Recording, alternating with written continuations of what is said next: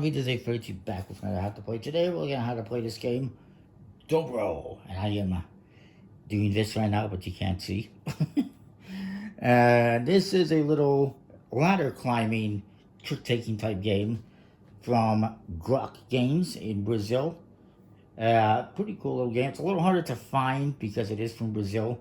Fortunately, Portland Game Collective did make it available to people in North America, and they may or may not still have it. That being said, keep in mind it is from Brazil, so it's not in English. However, it is not language dependent. It's or language independent, if you will, because it's just numbers and or letters for the most part.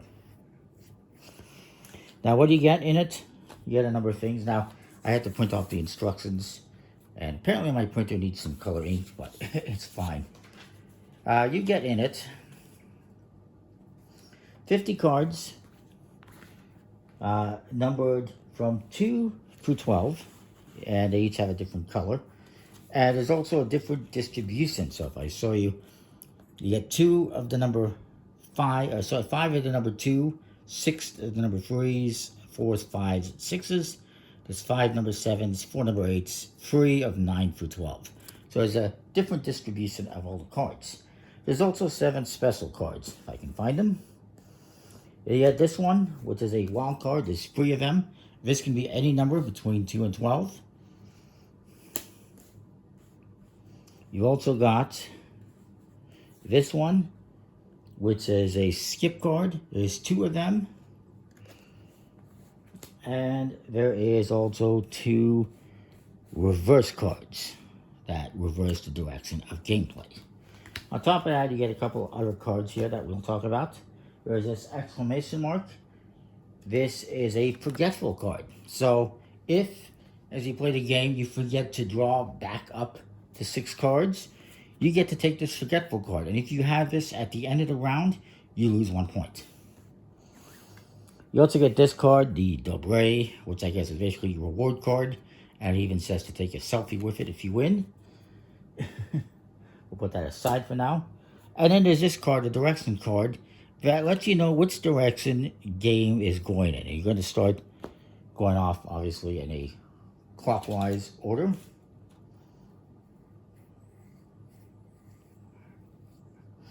And basically what it's trying to do is, like most ladder climbing games, you're trying to get rid of the cards in your hand. Once you do, the round ends.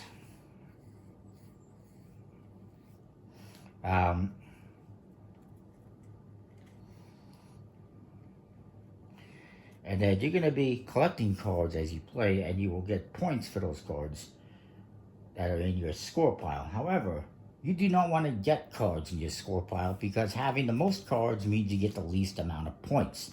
I'll explain that in a bit. So I'll put these here, and I'm going to deal out the cards. I'll pick them up a little bit. You're going to have 3 rounds, and during each round, you're going to be doing what they call a climb, which is where you play cards. Every time you play a card, the next person has to play one that is higher or that increases the value. And yeah.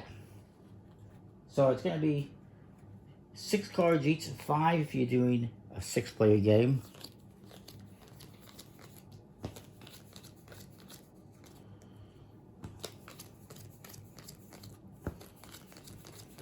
And all of that, perfect. And then the rest go in the middle of the table for a draw pile. You can put these other cards here as well. Now, the quality of the cards is not the best. It's just a smooth plastic-coated finish. Nice enough, interesting artwork. And you can see even maybe a little bit that they're starting to have like little folds on them. It's fine for what it is.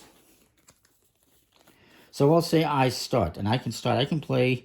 There's a couple things you can do on your turn. 1, you can play any single card. 2, you can play 2 cards of the same value. 3, if I've already played this, if I played these 2 2s and the next person goes, they can play, this is 4, they can play a 4 and double the value to 8. Or, if I had played a 2, they can play a 2 and double it to 4.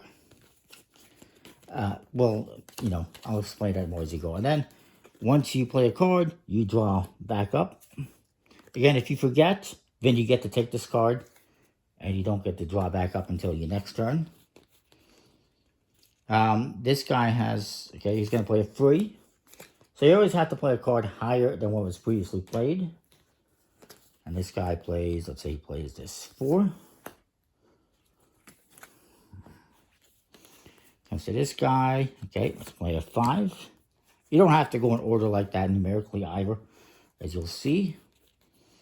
Now, I could, well, you know what, I'm going to play these two 4s as 8. Because you can do that. You can play one card, you can play a pair, as long as it's higher in value than the previous one. But I could have just played a single 8, but this way I get rid of 2 cards. So that is 8. Now, I get to draw back up to 6. I almost forgot. I almost got to take the forgetful card. This guy has to play an 8 or higher. He does not have that. Instead, he's going to, well, technically he can't, because he can play this card. This is the wild card. This can be any number between 2 and 12. So he plays this as an 8, making the total now 16. He's doubled it to 16. That comes to this player. And you know what? He's going to play these 2 9s as 18.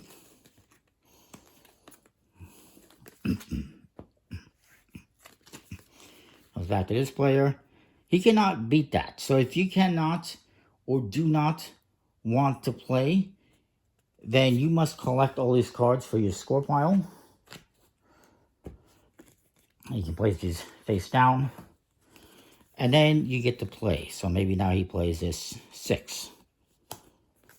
And he draws back up. And it comes to me. I will play, I'll make it 12. Is what I did. 6 and 6 is 12. This guy cannot play another 6. To my knowledge, in the rules, it doesn't state he can play another 6 and make it 18. So he's a little bit screwed. So instead, he's going to play this skip card. This just basically means I'm not playing this turn. He's just skipping his turn. As far as I understand, it's not a I'm going to skip you card. It's I'm skipping my turn. So we're at 12. This guy says, okay, let's make it 16.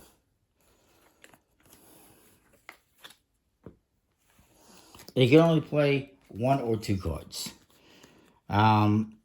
16. Well, this guy's kind of screwed again. He cannot play. So he gets to collect all these cards. Add them to his score pile. And then he will play, let's say he plays a 2. And he comes back to me. I can say, you know what, let's make it a 4. And this guy says, okay, let's make it 5. And then this guy, let's play a 6. And I think you get the general idea. They keep going around the table like this. If you cannot or do not want to play, you collect all the cards and put them into the score pile. Once somebody has played out all the cards, the round ends. And then you're going to score points based on what you have in your score pile. Let's say this guy has this for a score pile. This guy has some cards in his hand. This guy has this for a score pile. This guy has this for a score pile. And, well, let's say these are here. So I have 3, 4, 5, 6, 7, 8, 9, 10. 5, 6. 2, 3, 4, 5, 6. Well, we'll say this guy had 7. And this guy has a bunch. So then we get into scoring here.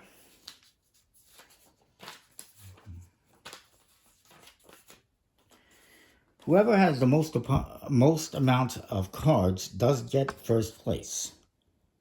However, you only get 1 point. Second place, you get 2 points.